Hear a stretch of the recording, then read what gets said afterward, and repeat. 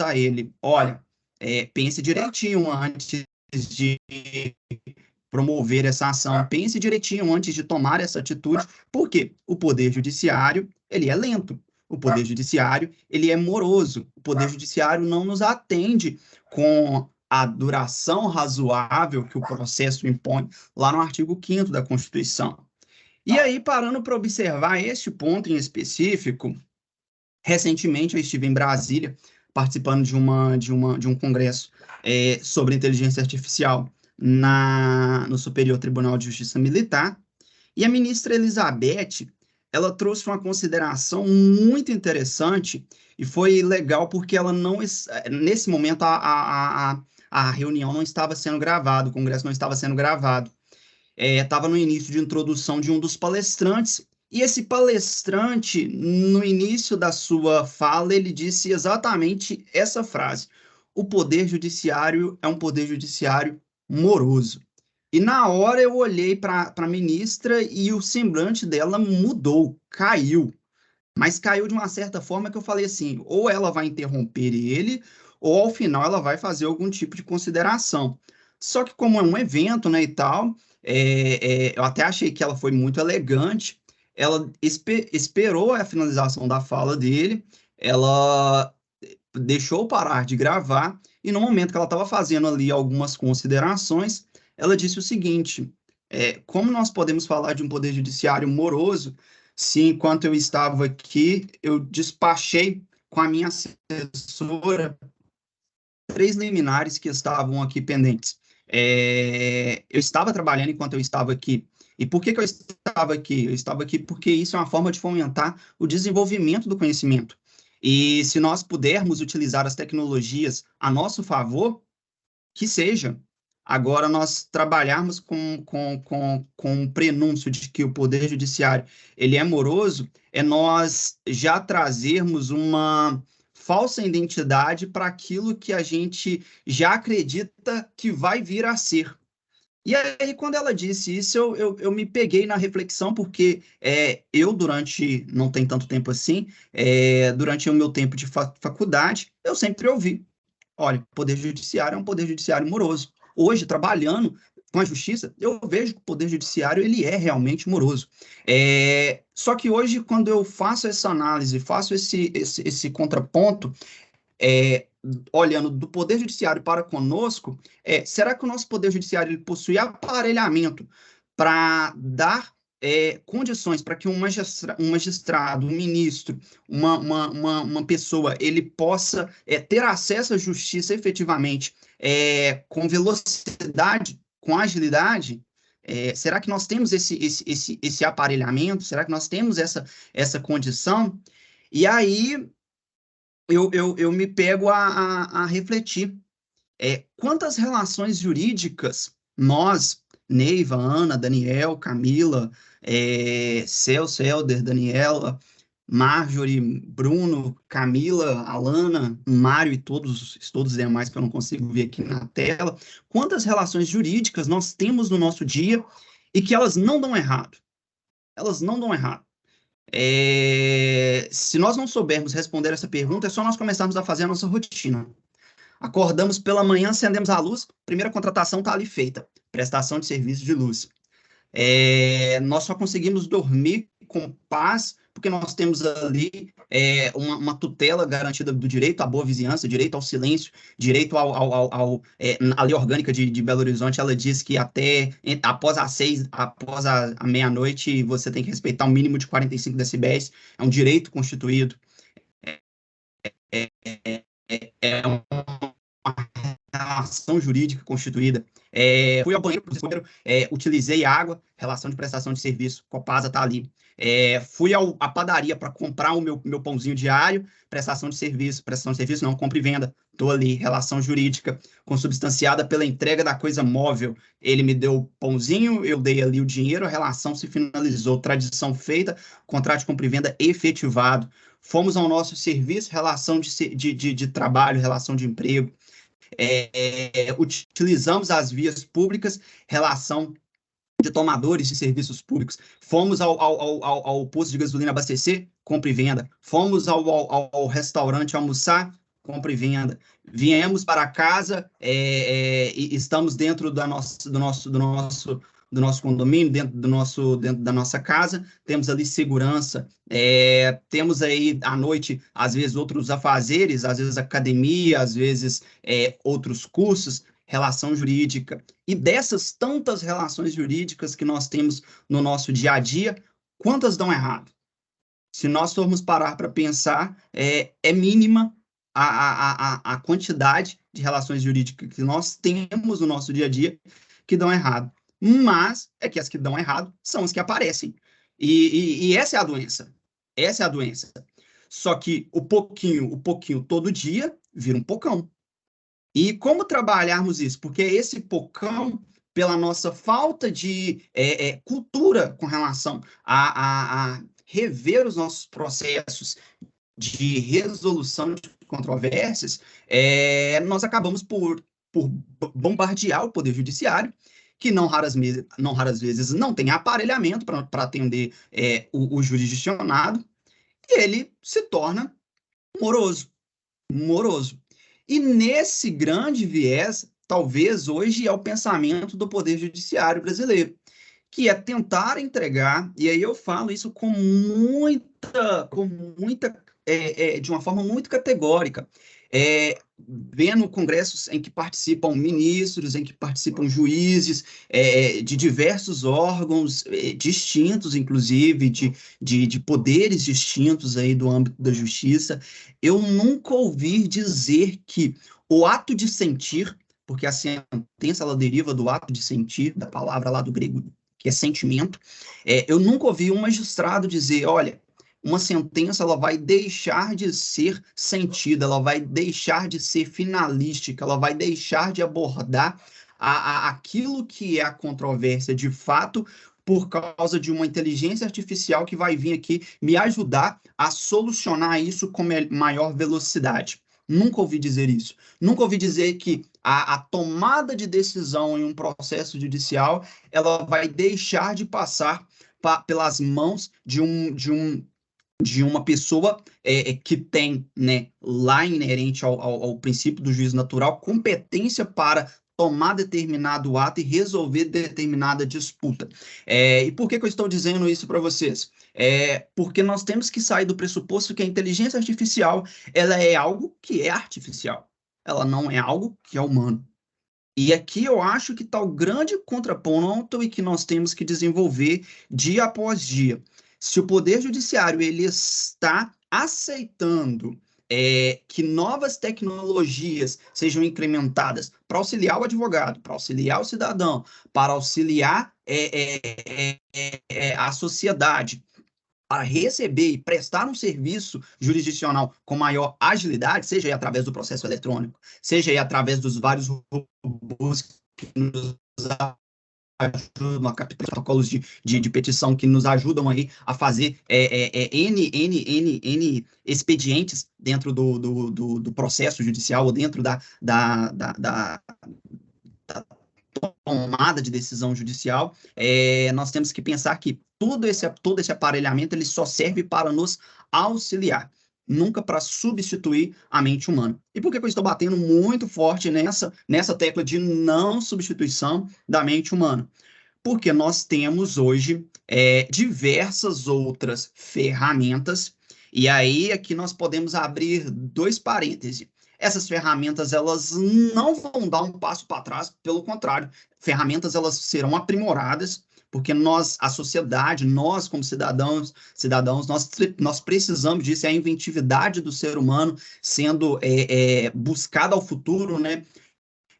Filmes que retratavam lá em 1990, eu lembro muito do Exterminador do Futuro, que é uma inteligência artificial, um sistema, né, lá no Exterminador do Futuro, era nossa, esqueci o nome do sistema, mas era um sistema que iria controlar o mundo e veio o Exterminador do Futuro para impedir que aquilo acontecesse no presente. Aquilo lá nos anos 2000 que nós não imaginávamos que poderia vir a acontecer, hoje nós temos inteligência. Exatamente, Celso. É porque eu sou muito novo, não lembro não, desculpa, tô brincando. Mas denunciando a idade aqui, né? Mas é exatamente isso, Celso. Quando nós não imaginávamos que aquilo poderia acontecer, hoje nós temos inteligências, e aí eu falo inteligências porque não é uma inteligência, são todos aqueles tipos de ferramenta que invariavelmente substitui uma condição humana para compilar determinado tipo de dado, e a partir daquilo ali ele reaprende a utilizar aquele dado e te entrega uma determinada informação que vai te auxiliar em alguma coisa. É isso que a inteligência artificial faz e é esse o ponto que ela deve ser utilizada. Nunca na situação de substituir aquilo que eu estou pensando a fazer enquanto ser humano. Eu ia fazer um joguinho aqui com vocês, mas nosso tempo ele é muito corrido, que é justamente testar a moral e a ética entre o que a inteligência artificial ela aprende conosco frente àquilo da tomada de decisão que ela vai fazer a partir do momento que ela sabe aquilo que eu faço.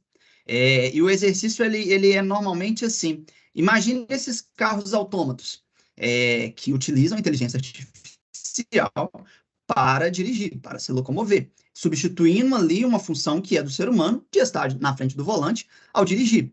Vamos imaginar que o carro autômato está no meio do anel rodoviário e em algum dado momento ele está ali a 80 km por hora e começa a atravessar um cachorrinho, um gatinho, um animalzinho. E para você desviar deste animalzinho, você precisa bater num outro carro ou bater numa pessoa, ou tomar uma medida que vai causar um impacto tão grande quanto matar um animalzinho. A inteligência artificial é uma inteligência que reaprende com as nossas ações, com o processamento dos dados que nós fornecemos a eles. Quantos de nós atropelaríamos o bichinho, independente do bichinho, e quantos de nós não atropelaríamos? Quantos de nós iríamos bater numa pessoa, num outro carro, ou colocar a nossa integridade física em xeque para não fazer isso? A inteligência artificial ela não tem esse poder de tomada de decisão. Se ela aprende que o melhor é atropelar o bichinho, ela não vai pensar duas vezes antes de atropelar o bichinho.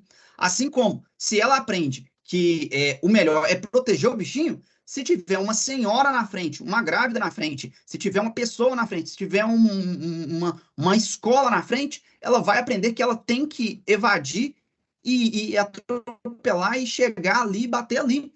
Então, a inteligência artificial ela está em jogo para nos auxiliar de alguma forma, reaprendendo com as nossas ações. E aí o exemplo que eu sempre gosto de utilizar é todos nós aqui estamos utilizando o ChatGPT, não estamos? Quem não Daniel é uma pessoa sublime. Quem mais não está utilizando aí, dá uma mãozinha. Celso, não, a Ana. Ainda. Eu também não, Ana, Miquel. Doutor Jorge, é o Jorge que o doutor Jorge falou? Doutor Jorge ainda não falou, tá. Então, 3, 4, o Michel aqui também falou 4, 5, os outros todos já utilizaram ou utilizam, posso dar um positivo, Marjorie 6, 7, Alana 8, 8, nós estamos em 8 de 28. Também não, Miquel, Matheus. Matheus 9, Amanda 10, Elder 11 de 28. Alguém mais? Ana 12, Camila 13. Alguém mais? Contei 13 aqui. Também que não. Você já contou o Lucas, Miquel? Lucas 14. E a Júlia também falou que não. Não, então tá, chegamos na metade. Chegamos em 15. 15, isso. Então vamos imaginar o seguinte. Aí eu acho que agora a troca fica legal. O porquê não utilizar, vocês já fizeram a utilização e não gostaram, ou não utilizam porque não gostam? Gostaria de ouvir aí vocês. Ô, Miqueias, eu vou te dar um exemplo. Eu estava montando uma aula, a única vez que eu testei o ChatGPT, eu estava montando uma aula. E aí eu pedi para ele me indicar textos e bibliografias e pedir um assunto específico. Ele me indicou 10 livros, 10 textos. nenhum dos textos existia, a revista que ele indicou não existia e o site não existia. Beleza. Se eu não tivesse conferido, eu tinha passado vergonha com os alunos. Perfeito. Aí você Daniel, xingou, Ana. você xingou o Eu chat tive e uma ele te xingou de experiência volta. que ele não me respondeu a pergunta que eu fiz. Eu perguntei qual a melhor empresa de soluções tributárias. Ele falou que não podia responder. É claro que é MF Consultora. Sim. Vamos lá, Camila. Camila queria falar? Eu também fiz uma pesquisa de um texto, uma pesquisa bibliográfica, e ele indicou um texto também que não coincidia com o livro, que eu fui pesquisar no livro, eu tenho o livro, foi uma experiência mesmo, foi até do Caio Mário, e não tinha essa afirmação, não tinha isso no livro do Caio Mário. Perfeito. Só para a gente finalizar essa troca aqui, Marjorie. Eu fiz pesquisa para a sala de aula também e os textos assim vieram bem truncados e as fontes erradas. Então, assim, a minha experiência não foi positiva. Mas na advocacia eu fiz uma experiência de tentar fazer uma contestação através do chat GPT. O que eu achei, a impressão que eu tive é que ele faz o básico, o roteiro mínimo, mas que a gente tem que complementar as informações, tá? Perfeito. Então, assim, achei positivo para a advocacia. Então, é bom ouvir, porque é a sensibilidade de quem está usando. E aí, normalmente, nós temos dois paralelos. Tem pessoas que não usam porque não gostam e pessoas que não gostam porque não usam. E aqui eu acho que está uma grande... aí que são as descobertas das coisas. Vou pegar o exemplo do Daniel, tá bom? Possivelmente, a resposta do GPT, ele foi dessa forma, e normalmente ela é assim, tá bom? Primeiro, ou porque efetivamente, a inteligência artificial do ChatGPT ainda não tem a resposta que você precisa, e não tem mesmo, tá bom? Porque ninguém chegou lá e programou ela, ou ela ainda não leu aquele tipo de informação que você necessitava para te prestar aquela resposta corretamente. Ou existem pessoas que já estão fraudando isso para passarem as informações incorretas. E aqui nós vamos abrir um outro leque enorme de discussões. Mas o que eu queria instigar vocês é para utilizar mais o ChatGPT no seguinte sentido. Não é nem para auxiliar o ChatGPT, não, mas é mesmo para ter uma troca mesmo. Depois, eu tenho um manual, Marjorie, pessoal, eu vou disponibilizar no grupo aí do MF, que ele ensina algumas regras de tratamento da inteligência artificial para fazermos pesquisa, porque não é simplesmente chegar lá e...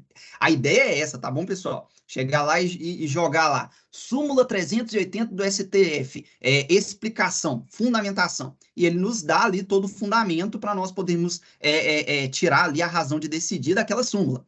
Ou aula tal, de tal tema, preciso dos textos que estão vinculados, como que a jurisprudência está se posicionando, ou estou escrevendo uma petição, a ação é uma ação indenizatória, quais são os fundamentos que eu tenho que utilizar aqui para promover uma ação indenizatória. A ideia é essa, mas hoje nós temos regras para fazer a forma de pesquisa, porque justamente a inteligência artificial ela ainda não é capaz de nos entregar, né, o sistema, né, não é inteligência artificial, o sistema ele ainda não é capaz de processar alguns tipos de dados porque ainda não chegou a ele.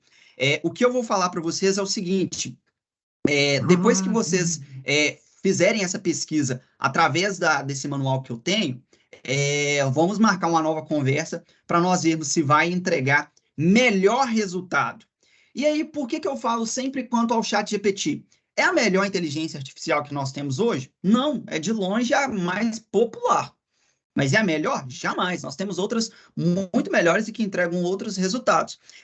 Mas o que acontece? O ChatGPT, por ele estar processando tantos dados, porque ele caiu na popularidade da coisa, ele está recebendo muitas informações e ele está processando aqueles dados. E a partir do momento que ele está processando um volume enorme de informações, ele está reaprendendo com aquela informação. E se alguém responde para ele alguma coisa errada, ou uma coisa que não tem nada a ver, ele vai aprender com aquilo, e na hora que o Daniel, que a Camila, que a Márcia, que a Ana, que a Laura, que o Celso, que o Jorge, que o Helder forem lá e perguntarem exatamente aquele ponto, possivelmente ele vai responder com aquilo que ele aprendeu errado. E está tendo uma briga enorme, numa ação gigantesca, coletiva nos Estados Unidos. Eu sempre trabalho acerca dessa ação, que é a ação sobre se a inteligência artificial ela pode ser dotada de opinião técnica para finalidade de promover alguma coisa na justiça. As decisões nos Estados Unidos elas vão no sentido de que a inteligência artificial, inclusive, não poderia ser utilizada porque a atribuição de advogar é uma atribuição intelectual da persona, entendeu? Então, nós temos que trabalhar sempre com essa ideia de que qualquer coisa que nos auxilia, seja inteligência artificial ou não, é algo que nos auxilia, não é algo que substitui a persona, entendeu? E aí o grande ponto que eu travo, o grande muro que eu trabalho é o seguinte, a inventividade humana, ela sempre trabalha para melhorar o nosso dia a dia. Então, se nós temos apetrechos para fazer com que isso possa representar algum tipo de melhoramento, por que nós não podemos utilizar isso no nosso dia a dia para fomentar nossas atividades? Porque se eu consigo tirar um expediente meu que pode ser substituído por uma atribuição programada que um robô consegue fazer, eu já estou ganhando tempo para, por exemplo, não estou falando aqui nem da minha relação de serviço, eu ganho um tempo, por exemplo, para ir buscar o meu filho na escola. Agora, se isso melhorar a minha condição de trabalho, que é onde eu passo normalmente uma parte do meu dia, uma grande parte do meu dia, se eu consigo maximizar aquele tempo ali com atribuições que vão esvaziar minha agenda sendo devidamente cumpridas e que vão me dar aparato para estar fazendo novos negócios, novas ações, novos modelos aí de serviço, o porquê não utilizar disso para nos melhorar, entendeu? Eu queria deixar mesmo esse tema de uma forma bem instigativa para vocês, em conclusão, com essa pergunta. Olha, eu utilizo a inteligência artificial, eu não utilizo porque eu não gosto, ou eu não gosto porque eu não utilizo. E instigar vocês a participar do nosso grupo. Nós vamos aí, Marjorie, eu vou pedir para a gente criar aquele linkzinho que o Helder e que o Rafael até tinha proposto, para nós sabermos quem terá interesse em participar do grupo, das pessoas que terão, porque a nossa ideia aqui é mesmo entender, promovendo o grupo de estudos, como que a inteligência artificial ela pode melhorar a nossa vida jurídica, a nossa vida, a vida do escritório, o que o escritório ele pretende ter de novos serviços para com seus clientes, o que ele pode oferecer para os seus clientes, o que os clientes já têm, que eles não utilizam e que nós podemos auxiliar. O Bernardo estava aí até pouco tempo atrás, nós estamos com uma situação envolvendo um aplicativo, que é um aplicativo da Sankhya, que é um projeto milionário que a Sergipe tem com a Sankhya, e a Sankhya não conseguiu entregar o aplicativo e agora nós estamos morrendo para discutir as cláusulas contratuais de como resolver as multas que são exorbitantes, e o produto não foi entregue. E era um produto que, se o projeto fosse cumprido, iria destravar várias das condições do serviço da Sergipe. Entendeu? Então, um aplicativo, será que utilizando um modelo de inteligência artificial, ele vai ou não auxiliar o nosso cliente? Como que isso pode acontecer? Como que tem regulamento? Qual regulamentação que nós temos acerca disso? O Brasil é extremamente escasso com relação à regulamentação de inteligência artificial, de tudo que envolve dado, nós somos ainda fracos. Mas a ideia é justamente fomentar essa discussão e levar aqui propostas de solução. Acho que sempre a ideia é promover solução. Pessoal, eu agradeço a atenção de todos, o tempo despendido, espero que eu possa ter contribuído e instigá-los acerca do tema, e espero todos vocês no grupo de estudos. A ideia é ser algo leve, é ser algo para nós, nós gostarmos de fazer e para nós aprendermos para utilizar. ou para melhorar, ou para ter também uma visão crítica. Olha, isso daqui não vai dar certo. Mas eu já adianto para vocês, quem mergulha nesse universo acaba dizendo o seguinte, olha, eu aprendo com ele, ou então ele vai me devorar em algum dado momento. Pessoal, estou à disposição de vocês. Obrigado pela atenção de todos, tá bom? Miqueias, parabéns. Obrigado. Foi muito positivo, gostei muito. Espero fazer parte do grupo de estudos também, para ver se eu coloco lá que a melhor empresa de soluções tributárias é a MF Consultores também. Vamos programar lá. Obrigada, Miqueias. Ô, Miqueias, parabéns, viu? É sensacional a sua fala, a sua palestra, e você me deixou mais animado com relação à inteligência artificial. Eu estava meio cético, mas agora acho que estou menos cético. Não, e eu vou mandar para vocês o manual, pessoal, porque nós temos como... Estou falando do ChatGPT, tá? Nós temos como modular a cabeça do ChatGPT para pensar como, por exemplo, se eu quero que ele trabalhe para me entregar uma resposta enquanto advogado, tem palavras-chave que já estão bem definidas já no sistema para entrega como advogado fosse. Então, melhora muito o nível de fundamentação. Por exemplo, se você jogar lá diretamente jurisprudência do Tribunal de Justiça de Minas acerca de cancelamento de voo, possivelmente ele não vai te entregar essa informação. Ele não vai te entregar, inclusive, os julgados. Agora, se você, através de algumas palavras-chave, colocar determinadas informações mais definitivas, mais delineadas, ele vai te entregar a resposta, inclusive utilizando as jurisprudências mais utilizadas pelos acórdãos do julgamento dos desembargadores. Então, eu convido vocês a fazerem a utilização desse manual para fim de testar mesmo alguma coisa, e aí depois a gente conversa. Beleza. Miqueias, eu queria agradecer primeiro, né, essa palavra sua para todos. Isso surgiu no comitê, né, acho importante a gente falar, no comitê executivo, de ter esse estudo sobre a inteligência artificial, e daqui a pouco eu vou liberar no nosso grupo de WhatsApp o link para você colocar seu nome lá, falando que quer participar desse grupo de estudo, e posteriormente a gente já vai dando mais notícias de como vai acontecer. Tá bom? Tá ótimo, Helder. Boa, que eu quero participar. Achei super bacana. Você tá de parabéns, viu, Miqueias? Top. Vamos em frente. Obrigada, gente. Bom dia a todos, viu? Pessoal, Tchau, gente. Bom dia para vocês. Tchau, Tchau, tchau. Tchau. Bom dia, gente. Obrigada. Tchau, bom dia.